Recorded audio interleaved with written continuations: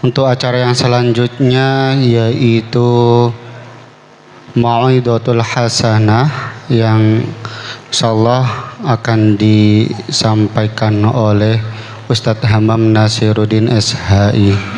Dan alhamdulillah beliau hadir di tengah-tengah kita, membersamai kita. Pada beliau kami persilahkan.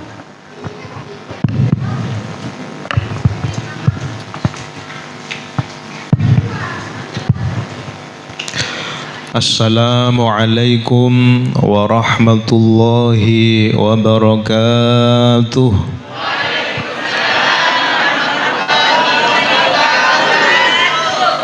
Sehat ibu-ibu? Alhamdulillah. Alhamdulillah. Ciri-ciri orang sehat itu banyak makannya. Makanya nanti saya buktikan kalau makanannya belum habis berarti ada yang sakit. Nah, jadi harus habis untuk memastikan bahwa kita ini dalam keadaan sehat. Alhamdulillah. Okay. Yang saya muliakan dan saya hormati Ketua Takmir Masjid Al-Ikhlas, beliau akhinal karim Ustadz Shalihan, semoga diberi kesehatan oleh Allah Subhanahu wa taala. Yang saya hormati beliau Imam Masjid Al-Ikhlas Al-Mukarram, orang tua kami Bapak Haji Abdul Muttalib, semoga beliau diberkahi oleh Allah Subhanahu wa taala. Pengurus masjid, semua yang hadir pada kesempatan yang sangat mulia ini, ada Ustadz Kaminu, ada Ustadz Ismail, Ustadz Naim, dan para sesepuh yang lain. Semoga panjenengan semua dan jamaah Masjid Al-Ikhlas selalu mendapat keberkahan dari Allah Subhanahu wa ta'ala. Amin ya rabbal alamin. Yang saya muliakan dan tentu sangat-sangat berterima kasih kepada ibu-ibu Majelis Ta'lim As-Sakinah dan Majelis Ta'lim semua yang hadir pada kesempatan yang berbahagia ini, yang ikut ambil bagian dalam kegiatan ini. Semoga kebaikan panjenengan dibalas oleh Allah Subhanahu wa taala. Amin ya rabbal alamin. Allah itu sudah ahlinya membalas kebaikan. Jadi jenengan kita semua kalau berbuat baik sudahlah cukup, yang membalas itu Allah, karena Allah itu sudah ahli dalam membalas kebaikan. Entah Allah lewatkan siapa saja bentuk kebaikan itu, kalau memang kita betul-betul niat berbuat baik, betul-betul karena Allah, nanti Allah lah yang akan membalas kebaikan kita semua. Faham ibu-ibu? Sehat semua kan?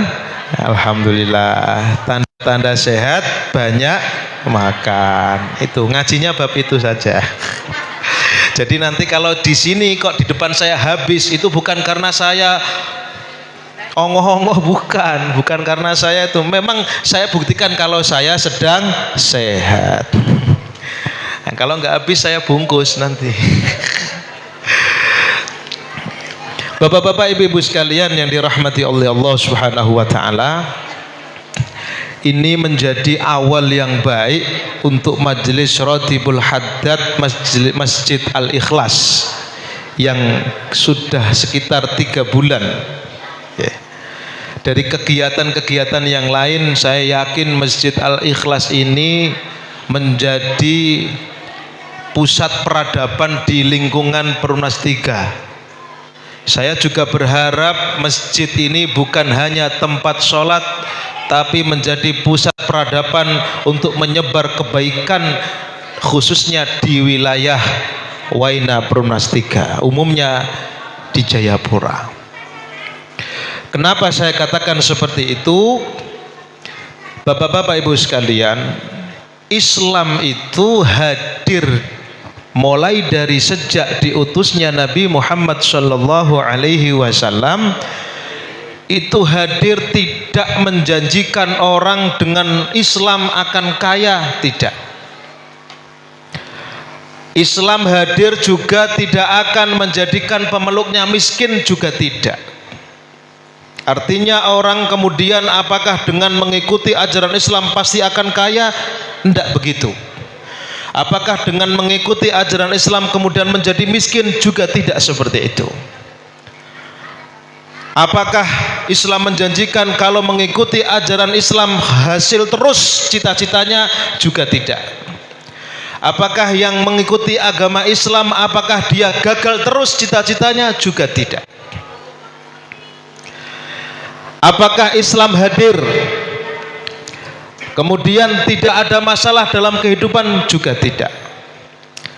Apakah Islam hadir pemeluknya pasti bahagia terus? Juga tidak. Islam hadir gunanya adalah supaya manusia menjadi baik. Bapak-bapak sekalian, ibu-ibu, saya ulangi lagi. Islam dihadirkan oleh Allah melalui Nabi kita, Nabi besar Muhammad sallallahu alaihi wasallam, untuk pemeluknya, pengikutnya, penganutnya supaya menjadi baik. Ibu-ibu yang keras. Islam hadir supaya manusia menjadi baik. Ingat itu sebenarnya. Bukan Islam hadir kemudian dengan Islam pasti orang kaya, nanti kasihan yang miskin-miskin. Pak, saya ini sudah Islam 40 tahun tapi nasib saya kayak gini. Mana? Tidak. Apakah Islam kemudian dengan Islam menjanjikan orang mesti cita-citanya, hajatnya mesti hasil terus? Tidak. Justru orang itu menurut ajaran Islam kalau hajatnya selalu hasil itu sangat berbahaya. Loh, tidak bahaya bagaimana? Setiap jenengan doa mesti dituruti sama Allah sesuai dengan kemauan jenengan, mesti rusak dunia niki. Contoh, misalkan bapak-bapak, ya mungkin di sini hadir antara bapak dan ibunya. Andaikan Islam dengan ajaran barang siapa yang berdoa maka akan dijabah, dan kemudian ijabah itu dengan arti dituruti kemauan orang yang berdoa tersebut, maka dunia ini saya pastikan dalam kajian-kajian literatur Islam, kalau maknanya seperti itu akan hancur dunia ini. Loh, kok bisa Pak Ustadz? Bukankah kita selalu minta kepada Allah hajat kita? Iya, kita selalu diharapkan selalu berdoa sama Allah. Tapi Islam tidak menjanjikan mesti hajatnya terkabulkan sesuai dengan keinginan kita. Ini loh, yang dalam artian sesuai dengan keinginan kita. Lah, orang itu kan maunya beda-beda. Contoh misalkan, andaikan dengan berdoa mesti diijabah dan harus diijabah sesuai dengan kemauan kita, pasti rusak. Contoh, ada tukang bakso. Contoh nih, ada nggak tukang bakso? Mohon maaf di sini. Ada ya, tapi ini contoh bagus, nggak contoh jelek. Minta kepada Allah, ya Allah, kasih hujan ya Allah, dan habis itu terang, supaya bakso saya laku. Karena paling nikmat makan bakso itu dalam keadaan dingin, bukan hujan. Kalau hujan ya nanti nggak ada orang keluar. Iya tidak? Enak nggak habis hujan terus reda terus makan bakso sama soto? Enak nggak? Enak. Doa, ya Allah, kasih hujan ya Allah, habis itu terang ya Allah, supaya orang-orang ini makan baksonya lebih enak, supaya bakso saya laris. Yang satu ada penjual es. Ada nggak di sini penjual es? Ada. Doa juga, ya Allah, ini es saya ini kalau hujan pasti tidak laku ya Allah. Ya Fatihah juga, malah baca rotib juga. Dengan wasilah rotib al-haddad, dengan wasilah khutmil Quran, semoga hari ini tidak hujan supaya es saya laku ya Allah. Baik atau jelek doa kayak gitu? baik wong berdoa. Masalahnya yang tukang bakso minta hujan, yang tukang es minta panas. Pas doa sama-sama wasilahnya rotibul hajat. Di jam yang sama, minta besok ya sama. Kira-kira andekan Islam ini dengan ajaran barang siapa yang berdoa akan diijabah, dengan makna dituruti kemauan manusia, kira-kira Gusti Allah bingung nggak ngadepi dua orang sama-sama diwaina? Coba ngatur hujan dan tidak bersamaan, ini kan setengah mati. Paham nggak maksudnya ibu-ibu? Paham nggak maksudnya bapak-bapak? Andaikan agama ini menjanjikan mesti hajatnya orang dengan berdoa pasti terkabul sesuai kemauannya, dunia ini akan rusak. Lebih ya Allah, sakwaina sugih kabeh, enggak merantau sampean buyar Masjid Al Ikhlas niki. Pulang kampung semua. Lah opo merantau sugih mulai? Ya enggak? Tapi nyatanya ada yang kaya, ada yang pas-pasan, ada yang tidak. Padahal setiap hari berdoa. Sebenarnya berdoa tidak menjadikan orang selalu hasil hajatnya, tapi menjadikan berdoa sebagai bentuk ketawaduan seorang hamba kepada Allah yang selalu butuh sama Gusti Allah. Itu. Jadi berdoa itu hakikatnya menunjukkan bahwa kita lemah, kita tidak bisa, kita ini serba kekurangan ya Allah. Kalau tidak memohon kepada Engkau ya Allah, tidak bisa ya Allah. Sehingga aku berdoa. Maka makna doa yang diajarkan oleh Islam adalah bukan hanya sekedar bagaimana hajat kita terkabul, tapi bagaimana pendekatan kita kepada Allah Subhanahu wa Ta'ala. Orang kalau dekat dengan Allah insya Allah baik, karena Islam itu intinya mengajarkan kebaikan. Ini ngajinya. Jadi nanti jenengan bawa pulang, Islam itu hadir. Begitu pula majelis ini hadir, masjid ini hadir di tengah-tengah ini, tidak menjanjikan jenengan mesti hasil semua hajatnya, ndak. Mau ganti pengurus setiap kali, ya Gusti Allah belum menghendaki, ya belum. Mau pengurusnya tidak terlalu ngopeni jenengan, kalau hajatnya jenengan kabul, ya kabul saja. Tapi yang perlu kita ingat adalah ngumpul di masjid, membaca Al-Quran, membaca zikir, ini bentuk kebaikan yang dimana nanti hajat kita hasil atau tidak, kita tetap menjadi orang baik. Ditakdirne sugih tetap jadi orang baik, ditakdirnya enggak sugih tetap jadi orang baik, hajatnya kabul tetap jadi orang baik. Misalkan sewaktu-waktu tidak kabul, ya tetap jadi orang baik. Niku intinya aja. Lah majelis niki mengajarkan kita, mengajak untuk menjadi baik. Karena contoh besarnya adalah Rasulullah, itu betul-betul contoh terbaik dalam kehidupan ini. Rasulullah pernah menjadi orang yang paling terkaya di zamannya, Kanjeng Nabi. Nggih, niki. Misalkan di sini ada orang yang hadir sugih, kaya, kebetulan seneng masjid, seneng majelis, jenengan kecipratan barokahnya sugiye Kanjeng Nabi Muhammad sallallahu alaihi wasallam. Tapi ingat, Nabi dengan begitu popularitas, begitu baiknya, begitu sugihnya, tetap Kanjeng Nabi tawadhu menjadi orang yang baik. Niki lho, baiknya yang ditiru, bukan sugih tok. Nek sugih niku Firaun ya sugih, cuman Firaun ku sugih tapi tidak baik. Ini ku bedanya. Oke. Kemudian Kanjeng Nabi juga pernah ditakdirkan oleh Allah jadi orang paling miskin, paling susah di zamannya. Kanjeng Nabi pernah gak makan itu sampai 3 hari 3 malam, ibu-ibu sekalian. Dalam cerita-cerita di Maulid Ad-Diba, di berjanji, Kanjeng Nabi itu pernah mengalami satu keadaan tidak ada orang yang miskin yang melebihi miskinnya Rasulullah. Tidak ada. Sampai Kanjeng Nabi hutang digadekan apa ini, jas perangnya, kalau boleh katakan Kanjeng Nabi itu punya jaket perang mahal sekali. Niku Kanjeng Nabi ndak duwe duit, ndak punya uang, digawe maem utang Kanjeng Nabi. Niki digadekan, jaminan. Jadi jenengan kalau hutang bank kok punya jaminan niku ya ono sanate. Cuman jenengan ku milih sugih tapi nasibe kayak sing utang. Niku. Bukan masalah hutangnya yang saya mau jelaskan. Dalam keadaan seperti itu Rasulullah tetap menjadi orang yang terbaik, tetap apik Kanjeng Nabi. Loh, kita itu ndak sering berubah. Pas duwe akeh Masya Allah, karo tonggo gak kenal, melaku kan wis gak eling tonggone. Engko nek lagi susah bingung sopo iki sing tak jaluki tolong iki. Ini bukan ajaran Kanjeng Nabi, bukan ajaran majelis, bukan.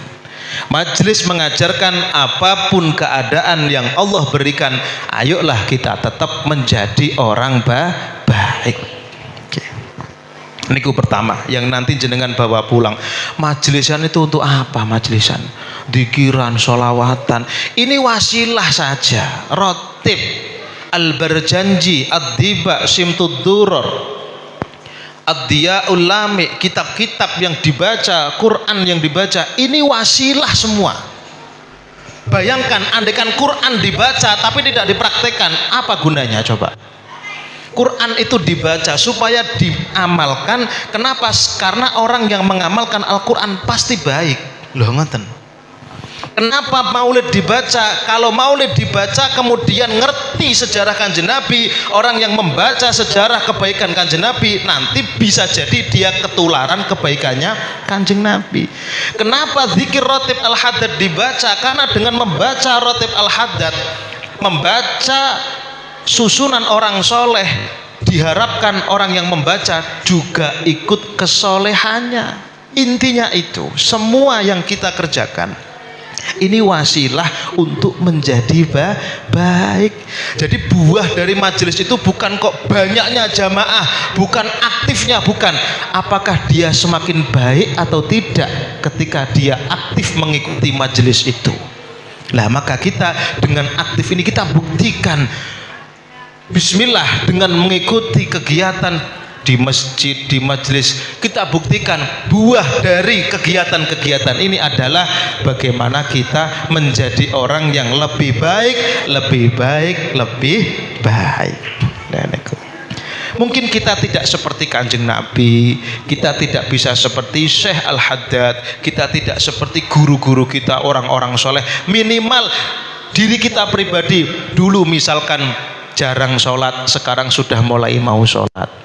Dulu kalau mau sodakoh agak eman sekali karena susah Pak Ustadz cari uang, sekarang susah Pak Ustadz. Jangan-jangan justru susahnya cari uang kita karena kita pelit, kan bisa jadi begitu kan? Gusti Allah ini yang memberi rizki, kadang-kadang sempitnya ekonomi bukan karena yang lain, karena diri kita, ternyata kita ini pelit, maka Gusti Allah ya agak pelit. Lebih ya pengeluaran sedikit ya pemasukan di sedikit. Bisa jadi seperti itu. Makanya alhamdulillah dengan adanya majelis-majelis Nahdlatul Ulama, ada majelis Al-Haddad, ada majelis As-Sakinah, ada majelis Al-Ikhlas. Majelis ini buktikan bahwa kita sedang berusaha ingin menjadi baik dengan majelis itu, bukan hanya sekedar mohon maaf saya ini dikatakan pimpinan majelis, saya tidak bangga sama sekali. Tapi kalau saya disebut dengan majelis saya sendiri bisa menjadi baik, itu baru saya bangga. Apa gunanya pimpinan majelis tapi dengan majelisnya tidak menjadikan lebih baik, itu malah justru jadi bumerang buat orang tersebut. Sudah ganggu waktunya orang, sudah minta iuran tapi tidak menjaminkan kebaikan dalam perilaku, maka ini akan dituntut oleh Allah Subhanahu wa taala. Maka ibu-ibu alhamdulillah dengan seragam bagusnya, dengan kompaknya rebana, buktikan ini bentuk cara kita berusaha menjadi orang baik sama. Alhamdulillah.